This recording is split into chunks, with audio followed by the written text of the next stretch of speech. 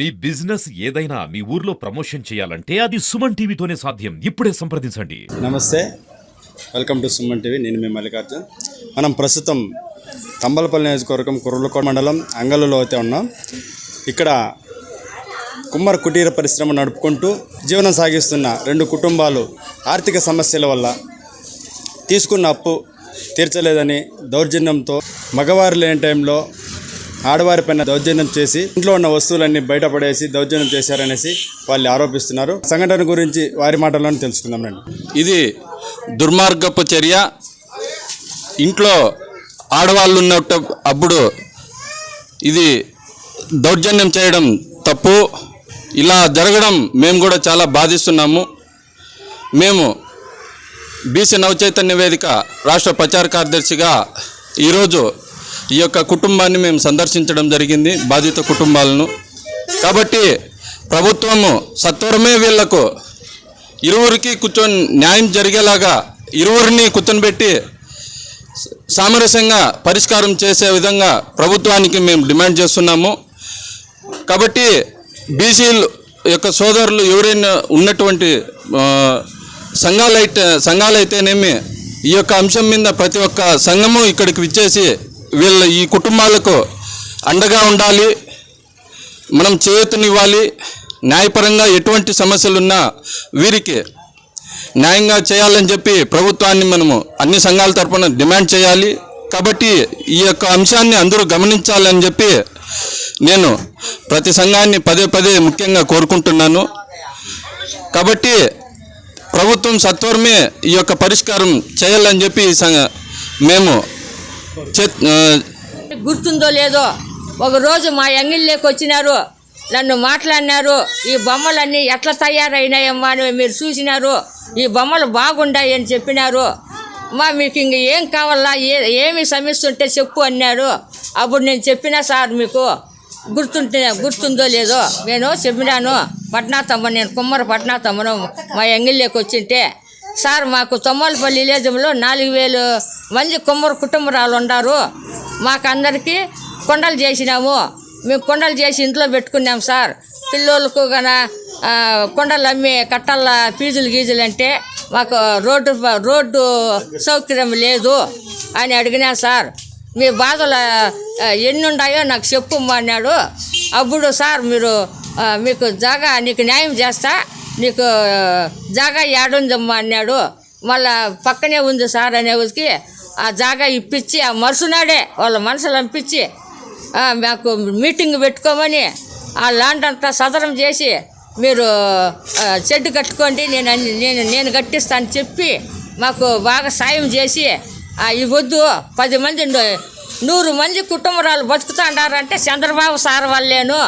బాగా ఫీజులు కట్టుకుంటా పిల్లలు చదివించుకుంటా బాగుండారు సార్ సుఖంగా. మీ పుణ్యమే, మీరు ఏ బట్టి పొద్దు 100 మంది కుటుంబరాలు బాగా బతుకుంటారు సార్. బాగా మెయిన్ రోడ్డుకి ఇచ్చినారు సార్, మాకు బాగా ఫ్యాక్టరీ కట్టించినారు. మా కుమ్మరాళ్ళకు బాగా న్యాయం చేసినావు. ఈ పొద్దు ఇంత డాక్రా గ్రూప్ మీటింగులు మామూలు మీటింగులు అన్నీ మీ పుణ్యానే మీటింగులు జరుగుతుంటాయి. మన ఫ్యాక్టరీలోనే మీటింగులు జరుగుతుంటాయి. బాగా 100 మంది బతికగా మీరు ఫ్యాక్టరీ కట్టించినారు. థ్యాంక్స్ సార్, మీకు నమస్కారం సార్. మీకు దయచేసి ఈ పొద్దు నాకు అన్యాయం జరిగింది, మీరు బాగా చెరువు తీసుకొని ఇది ఖండిస్తారు సార్. మీరే సార్ దిక్కు. మాకు అన్ని అర్ధరాత్రి కాడ వచ్చి మాకు ఈ సామాన్లన్నీ వెళ్ళేసి మీరు ఈ జాగాలోకి మీరు వచ్చి నాతో మాట్లాడినారు సార్. అదే జాగా సార్ మా రంగంలో. నేను పడ్నాతమ్మ, కొమ్మర పడ్నాతమ్మ. నాకు 2 కొడుకులు, ఒక కూతురు. పాప పెళ్ళికి 6 లక్షలు ఇచ్చి నెల వడ్డీ కట్టించుకొని ఇప్పుడు ఈ జాగా మీద కన్నేసి పోలీసు వాళ్ళు పిలుచుకొచ్చి ఈ ఇల్లంతా ధ్వంసం చేసినారు సార్. మా 2 కొడుకులు 2 పోషన్లు ధ్వంసం చేసేస్తున్నారు సార్. ఇంకా మేము ఎవరున్నారు కదా, ఇంకా మీరే దిక్కు, నాకెవరూ లేరు. ఇది బాగా చెరువు తీసుకోండి మీరు. నమస్కారం సార్. నియోజకవర్గం అంగల్ గ్రామం. అంగల్ గ్రామంలో ఇట్లా కుమ్మర సంఘము నాయకులు మేము కలిసి వీళ్ళకు అనుకోకుండా ఏందో నైట్లో వచ్చి కొట్టేయడం ఇట్లాంటి ఏదో దౌర్జన్యం చేసినారు. ఏదైనా ఉంటే నాయన కూర్చొని మాట్లాడుకొని వాళ్ళకి ఏదో వాళ్ళ ఏం జరిగింది ఏమనేది మాట్లాడుకోకుండా వాళ్ళు ఇష్టం నైట్ వచ్చి ఆడవాళ్ళు ఇంట్లో ఉంటే దౌర్జన్యంగా కొట్టి అన్ని బయట వేసేసాను. మంచి పద్ధతి కాదు ఇది. రేపొద్దున్నే ఎవరు జరిగినా ఇది ఖచ్చితంగా ఖండించాల్సిన విషయం. ఇది దయచేసి ప్రతి ఒక్కరూ కానీ న్యాయం చేయాల్సిందిగా కోరుతున్నాము. నా పేరు మంజునాథ.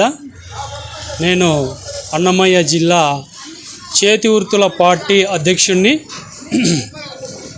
ఇవాళ చేతి వృత్తులైనటువంటి కుటుంబం కుమ్మరి కుల వాళ్ళు ఈ యొక్క ఇంటిని వారికి ఆర్థికంగా అవసరం నిమిత్తం ఒక 2 కోట్ల రూపాయలు విలువ చేసే ఆస్తిని ఒక పెద్ద మనిషికి తనఖా పెట్టడం జరిగింది. ఒక 6 లక్షల రూపాయలు ఇంకా 7 లక్షల లోపల వాళ్ళు అమౌంట్ తీసుకోవడం జరిగింది. ఆయకం పెట్టి ఆయకం రిజిస్టర్ను వారి భర్తకు మద్యం అలవాటు ఉన్నందున ఆయన మద్యం మైకంలో ఆ యొక్క భూమిని ఆయకం కాకుండా రిజిస్టర్కు వెళ్ళి ఆయనకు సింగిల్గా ఒక్కడనే తీసుకెళ్ళి రిజిస్టర్ చేపించి ఈ యొక్క దౌర్జన్యంగా వీరి ఆస్తిని 2 కోట్ల రూపాయల ఆస్తిని 7 లక్షల రూపాయలకు వాళ్ళు రిజిస్ట్రేషన్ దొంగగా చేయించుకున్నటువంటి దాఖలాలు కనబడుతున్నాయి. ఇక్కడ మేము విచారణ చేయగా వారి యొక్క కుటుంబ సభ్యులందరూ కూడా చెప్పిన అంశం ఇది. కాబట్టి ఇది ప్రభుత్వం వారు ఈ యొక్క సమస్యను ఈ యొక్క ప్రజలకు వివరంగా చూసి ఈ యొక్క ఆస్తిని వారి ఆస్తిని వారికి ఇప్పించి ఇవ్వాల్సినదిగా ప్రజలు అందరి తరపున నేను కోరుతున్నాను. వారి కుటుంబంలో 2-3 ఆడపిల్లలు చిన్నపిల్లలు కూడా ఉన్నారు. అర్ధరాత్రిలో నువ్వు రిజిస్టర్ చేయించుకుంటే అర్ధరాత్రిలో వచ్చి దౌర్జన్యం చేయాల్సిన అవసరం లేదు. నీవు లీగల్గా వచ్చి ఈ యొక్క ఇంటిని ఖాళీ చేయించవచ్చు. కాబట్టి ఇది లొసుగు ఉంది. ఖచ్చితంగా దీనిని ఛేదించి వారి ఆస్తిని వారికి అప్పచెప్పాల్సినదిగా మనవి చేస్తున్నాను.